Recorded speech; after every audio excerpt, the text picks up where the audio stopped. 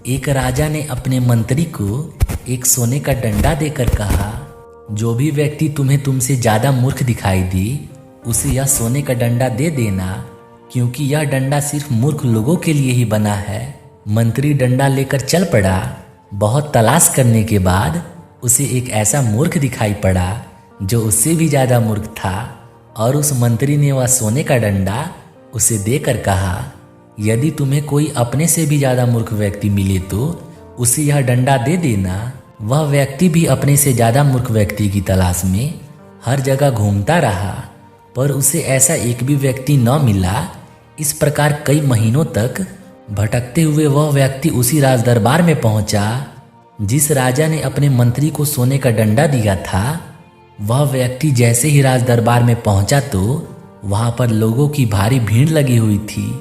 तभी वह व्यक्ति उस सोने के डंडे को अपने थैले में डालकर राजा से मिलने पहुंचा तो उसने देखा कि राजा तो बहुत ज़्यादा बीमार पड़ा था और वेद जी उसकी नब्ज देख रहे थे।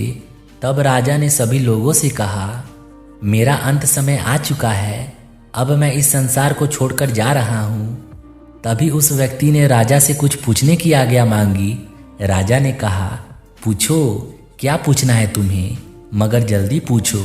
फिर उस व्यक्ति ने पूछा, महाराज, आपकी सेना, हाथी घोड़े और जो राज्य आपने कई राजाओं और लोगों को मारकर जीता है, और उन राजाओं से जीता हुआ सोना चांदी, हीरे मोती, इन सब का क्या होगा?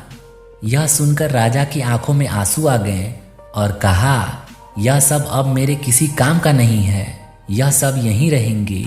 तब उसी वक्त वह व्यक्ति अपने थैले में से वह सोने का डंडा निकालकर राजा को देते हुए कहता है, महाराज, संभालिए इस सोने के डंडे को, इसके असली हकदार आप ही हैं, क्योंकि मुझसे कहा गया था कि यह सोने का डंडा मैं उस व्यक्ति को दूं जो मुझसे ज़्यादा मूर्ख हो। लेकिन मुझे यह कहने में कोई डर नहीं कि महाराज, आपसे ज़्यादा कोई और मूर्ख हो ही नहीं सकता, क्योंकि जब आपको पता था कि यह सोना चांदी, हीरे मोती और इतने बड़े बड़े राज्यों को आप मरने के बाद ऊपर भगवान के पास नहीं ले जा सकते, तो फिर आपने इतने लोगों को क्यों मारा? क्यों अपना पूरा जीवन दूसरे राज्यों को लूटने में बिता दिया? क्या मिला आपको यह सब हासिल करके? इसलिए मेरे हिसाब से महाराज, पूरी दुनिया में आपसे बड़ा मूर्ख कोई हो ही नहीं सकता। इसलिए मैं आपसे माफ़ी मांगता हूँ, लेकिन यह डंडा आप ही रखिए। यह कहकर वहाँ से वह व्यक्ति चला जाता है। तभी राजा अपने डंडे को देखकर रोने लगता है। उसने मन ही मन सोचा कि वास्तव में दुनिया का सबसे बड़ा मूर्ख मैं ही हूँ, क्योंकि मैंने बुरे कर्म तो बहुत किए मगर अच्छा कर्म एक भी नहीं किया। इस बात का राजा को बहुत ज़्यादा पछतावा होता है। तो दोस्तों, जीवन में हर एक इंसान को हमेशा अच्छे कर्म और दूसरे की भलाई ही करनी चाहिए, क्योंकि दोस्तों, इंसान के मरने के बाद अच्छे कर्म और बुरे कर्म ही उसके साथ जाता है। धन्यवाद दोस्तों।